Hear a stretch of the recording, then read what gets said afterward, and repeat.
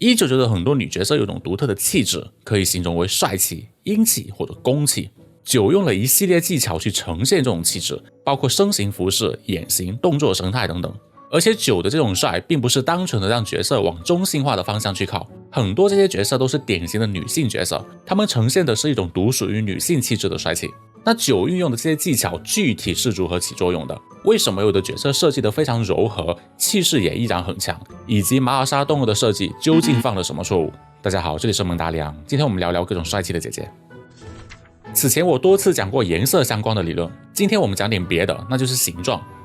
在角色设计领域，很多时候决定一个角色气质最重要的因素就是这个角色的形状，或者说是剪影。有一个简单粗暴的方法去判断一个角色设计是否优秀，那就是当这个角色只剩下剪影的时候，你还能不能认出来？1999的角色身体比例偏写实，它不像一些风格化作品可以用夸张的身体线条去呈现形状，因此对角色身形影响最大的就是服饰。提问：如果你想让你的气势更强，但你只能通过服饰去强化你身体一个地方的线条，你应该强化哪里？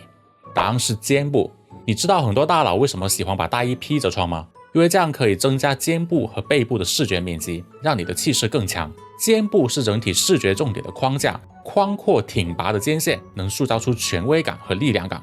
很多女角色的服饰都有着清晰挺拔的肩线，最典型的指针这个拉普拉斯的制服有着十分硬朗的肩线，外侧的黑色包边形成一个描边的效果，再加上衣服材质的金属质感带来视觉上的重量，这一身制服真的是帅到没边。比如玛尔莎动一的形象，相较于她医生的形象，最大的变化就是把外套扣了起来。这样一个简单的改变，让她把肩部的线条露了出来，让肩线更平直、更硬朗，整个人的气质就完全不一样了。既然讲到了玛尔莎，有另一个问题我要提，我们把玛尔莎3个形象放一起，你觉得哪一个形象气势最强？有人会说，这动二都穿上铠甲了，那肯定是动二气势最强啊。其实在我看来，气势最强的依然是动一。动二这个形象有什么问题呢？他的手势沿用了之前医生那个形象的手势，这是一个收束的手势，会让你的躯干变小，肩膀下沉，肩胛没有被支撑起来。一个角色要驾驭铠甲，他的肢体动作需要是舒展扩张的状态，或者像这种平行的双手抱胸也行，这是一个支配性动作。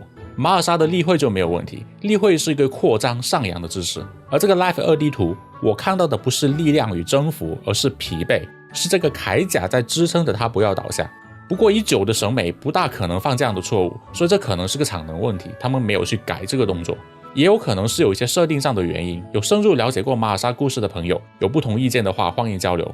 除了肩部的线条，身体其他地方的线条也一样，平直的线条会让角色更有力量感，而曲线会让角色更柔和。除了线条，还有服饰的面料，厚重的材质像皮革、金属配件、大衣、重磅数的挺阔布料，这些都可以提升一个角色的气势。举个反例，野树莓动二的服饰相比动一，不管是剪裁还是面料都柔和很多，所以动二的形象要更温柔。我们从例会来看，动二这个裙子的面料是带有一定垂感和重量感的，但 Life 2D 图里这个裙子更蓬松、更轻盈、更有曲线感，有点像穿了裙撑。所以野树莓整个设计是非常柔和的，再加上这双大大的眼睛，这一看就是乖宝宝。这种角色再怎么哈气都只有被拿捏的份。有一个角色的设计非常特别，指性圈。虽然他全身都是柔和的线条，服饰也是柔软蓬松的材质，但他整个人的剪影是个大三角形。三角形在角色设计里带有活力、野性、危险的隐喻，所以哪怕他顶着一双无辜的大眼睛，你也隐约能感觉到这个小孩是不好惹的。 I ain't leaving. I'm angry.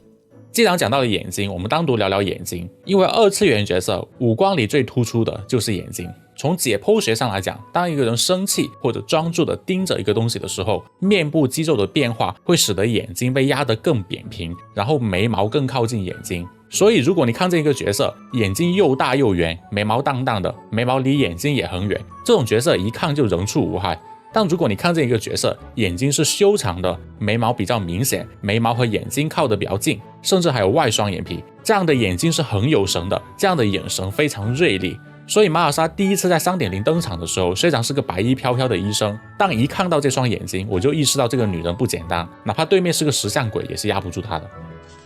但有时候让一个角色气势强的并不是外观，而是内在。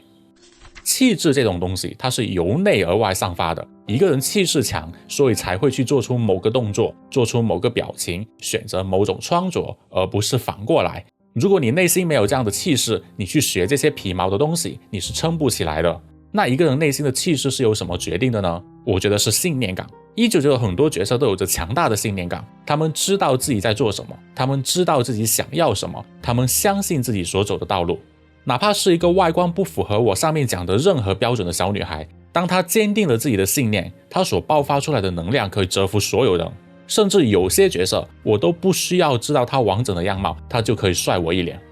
I won't yield to you, and neither will my children. 那假如有这么一个角色，他不仅外观气质爆表，内心更是有强大的信念和魄力，那这样的角色岂不是帅到惨绝人寰？没错，维尔汀这个游戏的主角。维尔汀的外观其实有两面性，他的服饰有着硬朗干练的线条，他戴的平顶礼帽，这种帽子虽然本质上是个圆的，但版型挺阔，帽身没有任何塌陷或褶皱，有着突出的高度和体积感，视觉上很强势。但维尔汀的眼睛又偏圆，眉毛偏细偏淡，还有圆圆的王子头，又给了他柔和的气质。维尔汀的气质有一种摇摆性，他的强势很大一部分来自他这冷冷不笑的表情，一旦他放下那个冷冷的表情，他就变成萌系了。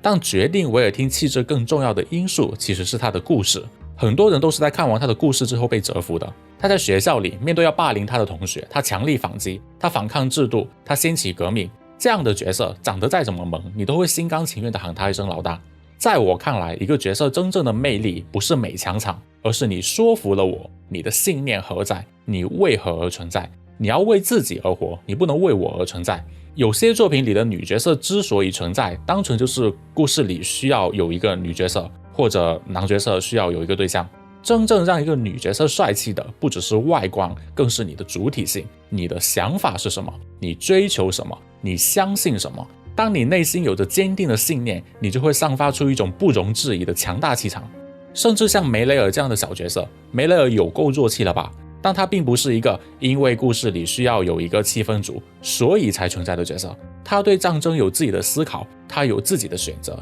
他的选择或许是错的，但他在走自己的道路，他在为自己而活。